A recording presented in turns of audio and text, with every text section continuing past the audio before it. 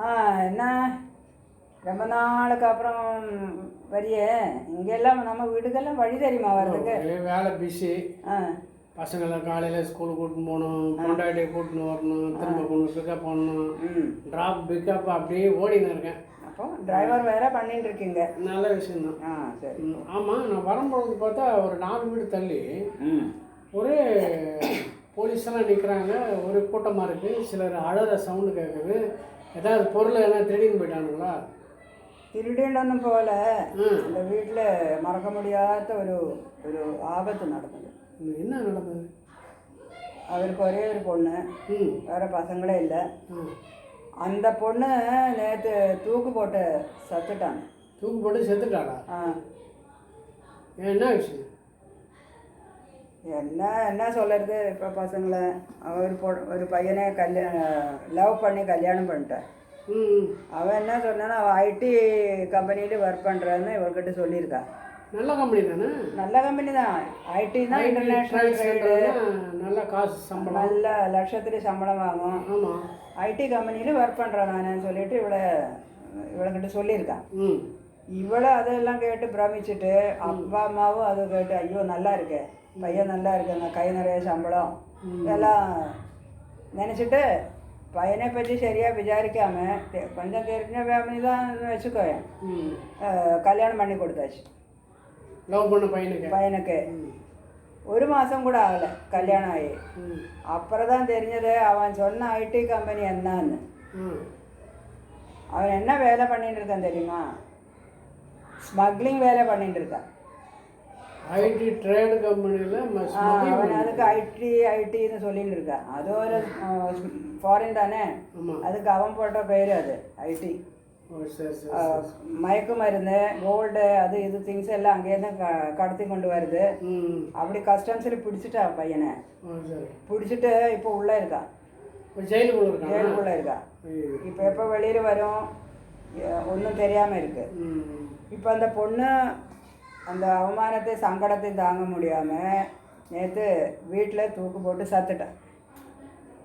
அந்த அம்மா அப்பா அங்கே மயக்கத்தில் வீடு கிடக்குது.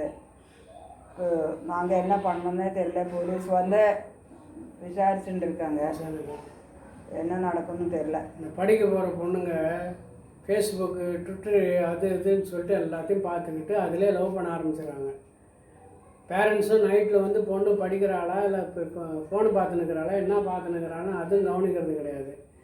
இப்படி ஏதாவது அதிலே லவ் பண்ணி கல்யாணத்துக்கு வரைக்கும் கொண்டு வந்துடுறாங்க. தீரை விசாரிக்காமல் இப்படி ஒரு நிலைமை ஆகிடுது. என்ன பண்ணுறது?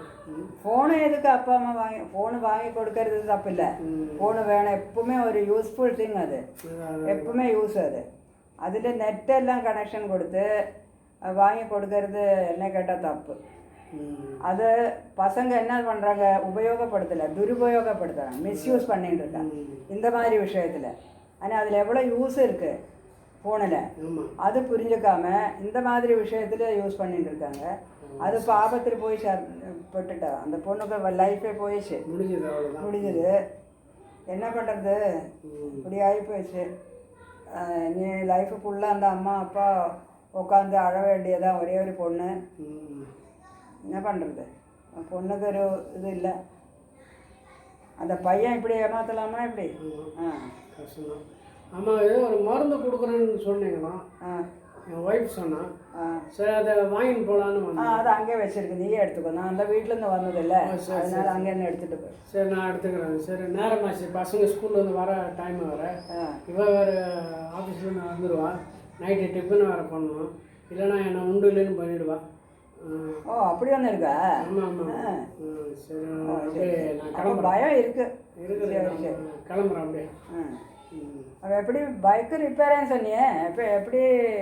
இல்லை, வரும்போது ஆட்டோவில் தான் வந்தேன். அதே மாதிரி ஆட்டோ பிடிச்சி போயிடுறேன். ஆட்டோ பிடிச்சிட்டு போகிறேன். பிடிச்சிட்டா? அதே எப்படி அது ஆட்டோ பிடிச்சிட்டு போகிறது? அப்படி தான் பிடிச்சிட்டு வந்தேன், பிடிச்சிட்டு போகிறேன். அந்த ஏறும்போது ஒரு கம்பி இருக்கு, அந்த மீட்டர் எல்லாம் பக்கத்தில், அது பிடிச்சிட்டு போறியா? அது பிடிச்சிட்டு வந்து நீ ரோட்டில் கிடக்கும்டா.